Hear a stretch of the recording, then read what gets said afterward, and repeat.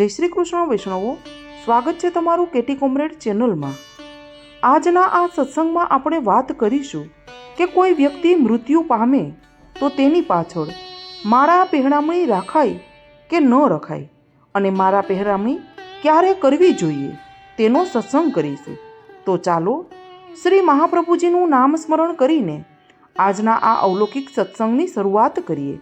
એક વખત આપ શ્રી આજ્ઞા કરે છે કે આજે વૈષ્ણવોમાં એક એવો ભ્રમ પ્રવર્તે છે કે ઘરમાં કોઈનું મૃત્યુ થયું હોય અને તેની માળા પહેરામણી ન થઈ હોય ત્યાં સુધી કોઈ શુભ કાર્ય ન થઈ શકે। તેથી મરનારની પાછળ માળા પહેરામણી જેમ બને તેમ જલ્દી કરી લેવાનો આગ્રહ રાખે છે અને તેમાં અમુક તો સૂતક ઉતર્યા પછી તરત જ એટલે કે 18મી કે 20મે દિવસે જ કરી લે છે। આ લોકો માળા પહેરામણી કરવી એટલે મૃતકને રજા આપી દેવી એમ માને છે, પણ આ માન્યતા તો ખોટી છે। આજે માણસને વૈદિક વિધિમાં શ્રદ્ધા રહી નથી, ફક્ત ચીલાચાલુ રીત પ્રમાણે કરવું જોઈએ તેથી મન મનાવવા પૂરતું શ્રદ્ધા આદિ ક્રિયા કરે છે। મૃત્યુના 12મે કે 13મે દિવસે જ 12 મહિનાના 12 ઘડા તથા પિંડદાન, બ્રહ્મભોજન વગેરે એકી સાથે કરી નાખે છે અને 16 દિવસે સૂતક ઉતર્યા પછી દાડાના રૂપમાં માળા પહેરામણીનો મનોરથ કરે છે। માળા પહેરામણી અને વરસી બંનેને એક જ રૂપમાં સમજે છે। માળા પહેરામણી કરવી એટલે જીવને રજા આપવી એવું માનતા હોવાથી માળા પહેરામણી કરી લીધા પછી શુભ કાર્ય કરવામાં હરકત નહીં એવી માન્યતા તેમનામાં પ્રવર્તે છે, જે સર્વથા ગલત છે। માળા પહેરામણી ખરેખર તો 1 વર્ષ પછી જ થવી જોઈએ, કારણ કે મરનારની વૈદિક શ્રદ્ધાદિક ક્રિયા 1 વર્ષે પૂરી થાય છે।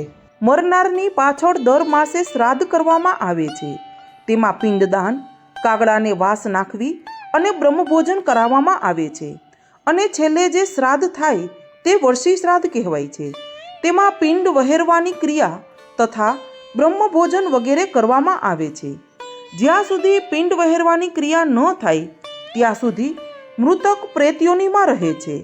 પિંડ વહેરવાની ક્રિયા એટલે કે દાભડાની સળીથી પિંડના 2 ભાગ કરવા, આ ક્રિયા થયા પછી જ મૃતકને રજા આપવામાં આવે છે।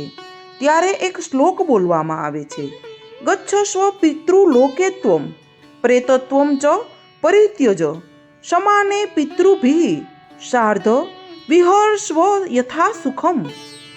આ શ્લોકમાં મરનારને ઉદ્દેશીને કહેવામાં આવે છે કે હવે તમે પ્રેત યોનિનો ત્યાગ કરી પિતૃલોકમાં સિદ્ધાવો અને પિતૃઓની સાથે રહી પિતૃલોકના બધા સુખો પિતૃત્વ પ્રાપ્ત કરીને ભોગવો।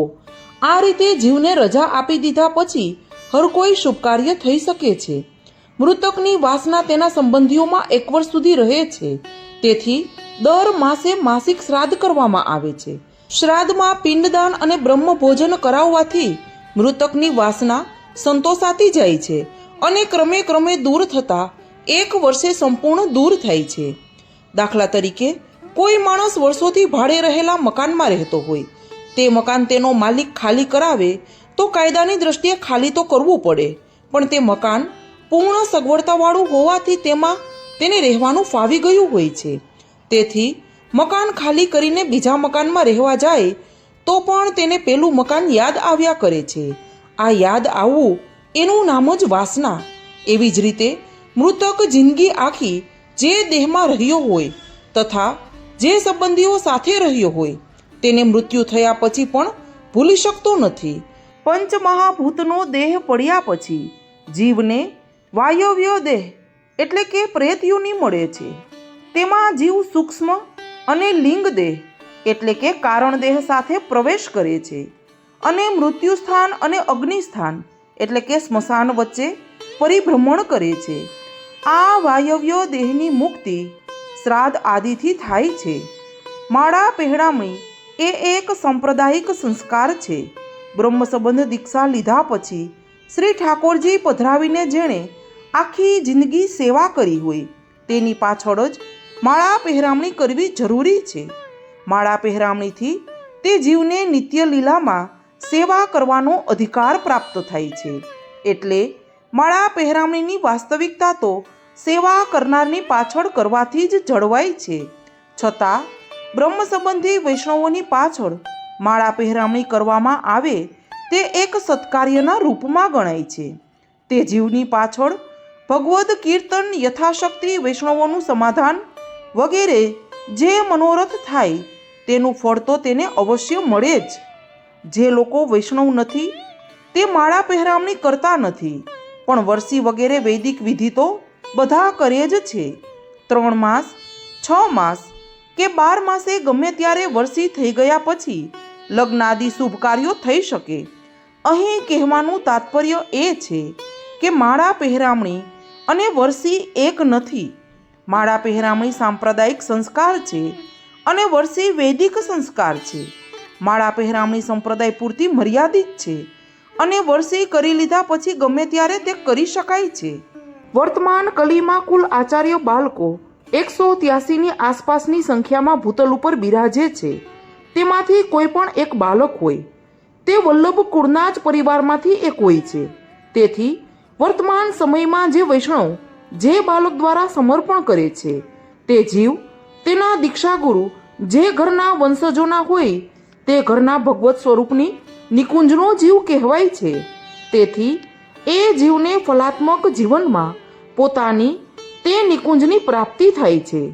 સાંપ્રદાયિક સેવકત્વેન દરેક નિવેદિત જીવને માટે ભાવ દ્રષ્ટિએ બધા પુષ્ટિ ભગવત સ્વરૂપો અને પુષ્ટિ માર્ગીય સર્વ આચાર્ય વંશજો સપરિવાર ભજનીય અને સન્માનનીય હોય છે.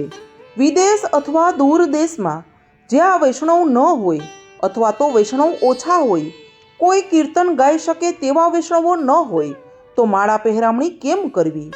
આ પ્રશ્ન આજે ઘણી સ્થળે વૈષ્ણવોને મૂંઝવે છે અને અકળામણ પેદા કરે છે. તો આવા સ્થાન અને સંજોગો હોય ત્યારે માળા પહેરામણીનો સિદ્ધાંત હૃદયમાં રાખી તિલક કંઠી આ બધું કરી લીધા પછી મંગલાચરણના પાઠ કરવા, ત્યાર પછી સર્વોત્તમનો પાઠ, ત્યાર પછી નામ રત્નાખ્ય સ્તોત્રનો પાઠ, સિદ્ધાંત રહસ્યનો પાઠ, કૃષ્ણાશય સ્તોત્રનો પાઠ, શ્રી યમુનાષ્ટકનો પાઠ અને ચતુશ્લોકીના 3 પાઠ કરવા. 3 વાર જય શ્રી કૃષ્ણ બોલાવવા અને ત્યાર પછી છેલ્લે ચતુશ્લોકીનો પાઠ 1 વાર બોલવો. આ રીતે સમય અને સંજોગો અને પરિસ્થિતિ અનુકૂળ ન હોય તો આ રીતે પણ વલ્લભકુળની આજ્ઞા પ્રમાણે માળા પહેરામણી કરી શકાય. તો વૈષ્ણવો, માળા પહેરામણી આપણે શા માટે કરાવવી જોઈએ તેનો જવાબ આપણને આ આપશ્રીની આજ્ઞામાંથી મળી ગયો છે. વૈષ્ણવો, શ્રી મહાપ્રભુજીના ચરણોમાં સમર્પિત કરીને આજના આ અવલૌકિક સત્સંગને પૂર્ણ કરીએ. સર્વે વૈષ્ણવોને મારા જય શ્રી કૃષ્ણ.